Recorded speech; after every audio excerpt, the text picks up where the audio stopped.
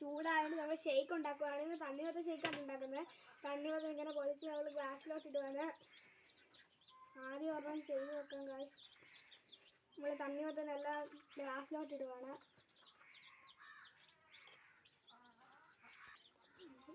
ഈ ഗ്ലാസ് ഇത്രയും മതി. എന്നിട്ട് ഈ ഗ്ലാസ് ബാക്കി കാണിക്കാം. നമ്മൾ ഈ ഗ്ലാസ്സിൽ ഇച്ചിരി പാലൊഴിക്കും.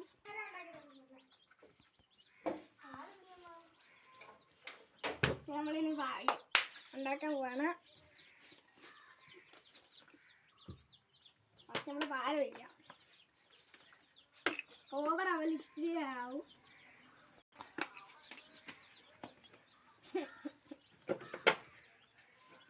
തണുത്തുള്ള ഒഴിക്കുകയാണ്.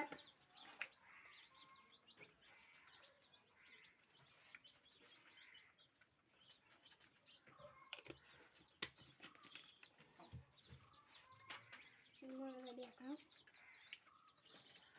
നമ്മൾ ഷേക്ക് റെഡി ആയി ഗൈസ്. ഞാൻ ടേസ്റ്റ് ചെയ്ത് നോക്കാം. സൂപ്പർ. നിങ്ങൾ ഉണ്ടാക്കി നോക്കൂ. Like, share, subscribe. അടുത്ത വീഡിയോ വരുന്നതെങ്കിൽ ടാറ്റ.